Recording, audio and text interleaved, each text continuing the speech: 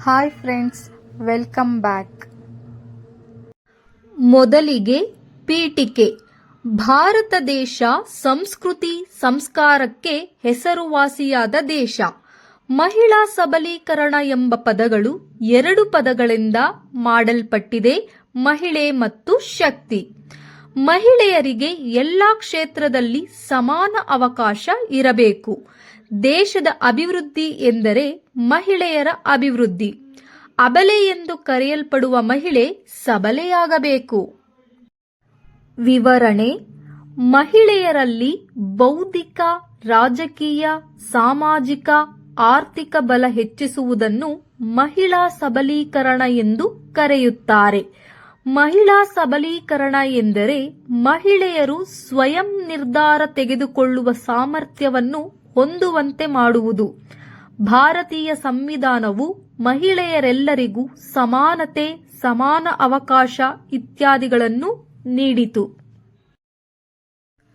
ಸರೋಜಿನಿ ನಾಯ್ಡು, ಇಂದಿರಾ ಗಾಂಧಿ, ಸುಧಾಮೂರ್ತಿ ಇನ್ನೂ ಅನೇಕ ಮಹಿಳೆಯರು ಸಬಲೀಕರಣವನ್ನು ಸಾರಿದ್ದಾರೆ.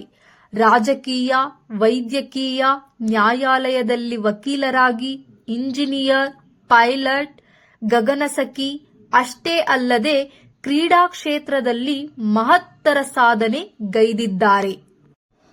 ಉಪಸಂಹಾರ: ವಿದ್ಯಾವಂತ ಮಹಿಳೆಯರು ಮಾತ್ರ ಈ ಕ್ಷೇತ್ರದಲ್ಲಿದ್ದಾರೆ ಎಂಬುದೇನೂ ಇಲ್ಲ.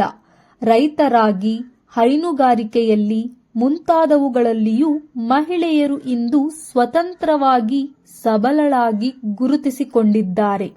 ಆದ್ದರಿಂದ ಮಹಿಳೆಯರಿಗೆ ಎಲ್ಲಾ ಕ್ಷೇತ್ರಗಳಲ್ಲಿಯೂ ಮೀಸಲಾತಿ ಸ್ಥಾನವನ್ನು ಕೊಟ್ಟಿದ್ದು, ಸರ್ಕಾರವು ಕೂಡ ಆರ್ಥಿಕ ನೆರವು ನೀಡುವಲ್ಲಿ ತನ್ನ ಸಹಾಯ ಹಸ್ತ ಚಾಚಿದೆ.